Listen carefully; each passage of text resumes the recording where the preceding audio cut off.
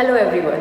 Last video में हमने देखा कैसे वाटर की मूवमेंट हो रही है एपोप्लास्ट सिम्प्लास्ट पाथवे के थ्रू, और ये वाटर कैसे सॉइल से एब्जॉर्ब कर लिया जाता है और रूट जाइलम तक पहुंच जाता है। अब बात आती है बेटा रूट से आगे अपवर्ड मूवमेंट कैसे होती है वाटर की। तो हमारा जो टॉपिक है it is the water movement of a plant. अब प्लांट में रूट से ऊपर जो स्टेम और लीव्स है वहाँ तक वाटर की मूवमेंट कैसे होगी। तो वाटर की मूवमेंट होती है बेटा, एक मैकेनिज्म हम यहाँ पढ़ रहे हैं, ascent of sap. Ascent of sap क्या होता है? Upward movement of water from roots to stem and leaves.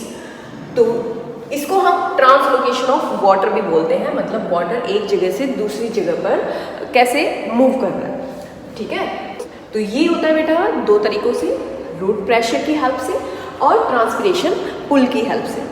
Root pressure up to a small height transport करता है वाटर को, और फिर उसके बाद जो होता है लीव्स तक ये ट्रांसपिरेशन पुल इसमें हेल्प करेगा।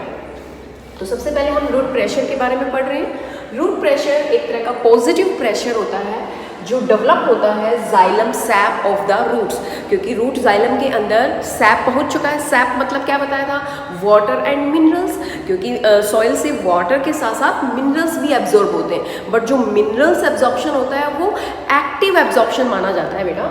तो इसके साथ साथ क्या हो गया, रूट जाइलम में वाटर आ चुका है और वाटर की वजह से रूट के अंदर पॉजिटिव रूट प्रेशर डेवलप हो गया है। ठीक है, और ये रूट प्रेशर रिस्पॉन्सिबल होता है pushing up of water to the small height in the stem. अभी मैं बता ही रही थी आपको कि सिर्फ रूट प्रेशर स्मॉल हाइट तक ही वाटर की मूवमेंट कराता है।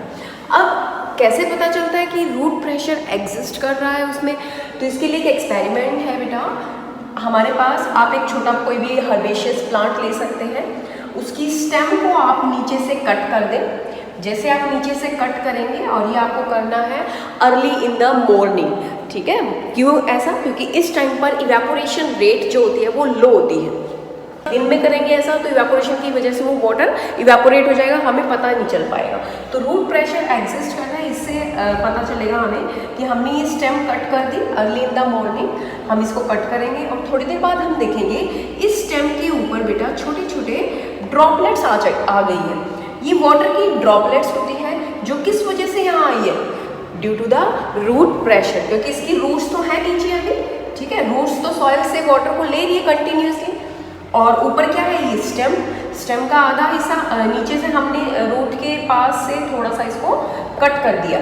थोड़ी देर बाद जब हम देखते हैं तो यहाँ पर वाटर की ड्रॉपलेट्स इकट्ठी हो जाती है। तो यहाँ से हमें पता चल रहा है कि वाटर ड्रॉपलेट्स ऊपर कैसे आई? Due to the root pressure. Okay, इसको आप एक तरीके से और कर सकते हैं। जैसे आप ये स्टेम ले लिया आपने, इस स्टेम को फिर आप इसके ऊपर एक ग्लास ट्यूब को अटैच कर दें, और यहाँ पर रबर ट्यूब लगा दी जो इनको अटैच कर दी है। ये ग्लास ट्यूब है। ठीक है, इस ग्लास ट्यूब के अंदर आपने भर दिया कलर्ड वाटर। ठीक है, इसके अंदर कलर्ड लिक्विड है, और अब आप क्या करेंगे, इसको ऊपर से ढक भी देंगे क्योंकि वाटर इवेपोरेट होने के चांसेस होते हैं। तो अगर हम इसको पेट्री डिश से कवर कर दें, थोड़ी देर बाद हम देखेंगे जो रूट प्रेशर की वजह से वाटर ड्रॉपलेट्स यहाँ आ रही है, इन्होंने क्या कर दिया, इसका अमाउंट जो था, ठीक है, ये पहले यहाँ तक था, इसके अंदर कलर्ड वाटर यहाँ तक था। अब जैसे जैसे रूट प्रेशर की वजह से वाटर ड्रॉपलेट्स ऊपर आती रहेंगी, अब ये वाटर का लेवल कितना हो जाएगा? यहाँ थोड़ा सा ऊपर हो गया। तो यहाँ से भी, इस एक्सपेरिमेंट से भी हमें पता चल सकता है कि रूट प्रेशर एग्जिस्ट करता है जिस वजह से वाटर की मूवमेंट होती है to the small height in the stem.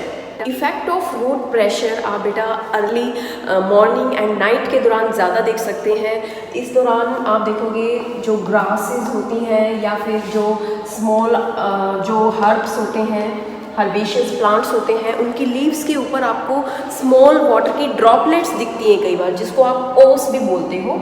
ये ड्रॉपलेट्स किस वजह से दिखती है? Due to the root pressure. और ये कब दिखेंगी? सिर्फ और सिर्फ जब टेम्परेचर लो होगा, ड्यूरिंग द नाइट और अर्ली इन द मॉर्निंग, क्योंकि इस दौरान इवेपोरेशन प्रोसेस लो होती है। तो इस जब लॉस ऑफ वाटर होता है, loss of water in the form of water droplets, ठीक है। यहाँ पर इवेपोरेशन नहीं बता रही हूँ मैं, दूसरी टर्म बता रही हूँ। Loss of water in the form of water droplets called guttation. अब गटेशन और इवेपोरेशन में क्या फर्क है? अब यहाँ पर देखो मैंने लिखा है वाटर ड्रॉपलेट्स।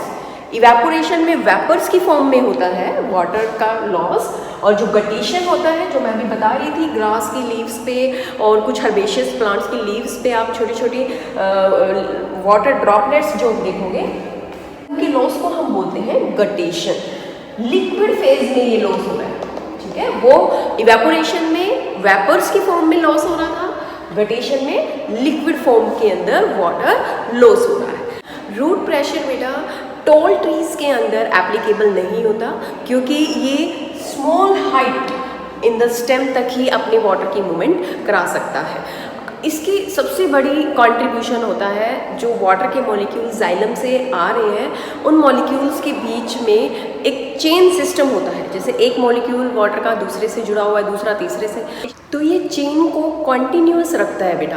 कई बार क्या होता है, ट्रांसपीरेशन की वजह से या जो लॉस ऑफ वाटर होता है, जिस वजह से टेंशन डेवलप हो जाती है जाइलम के अंदर, उस वजह से ये चेन, जो वाटर के मॉलिक्यूल जो आपस में जुड़े हुए हैं, ये चेन टूट जाती है। तो ये उसी को रीएस्टेब्लिश कर देता है और कंटिन्यूस चेन बना देता है। तो इस तरह से हमने देखा कि रूट प्रेशर बेटा हेल्पफुल होता है रूट से कुछ हाइट तक वाटर की मूवमेंट कराने के लिए।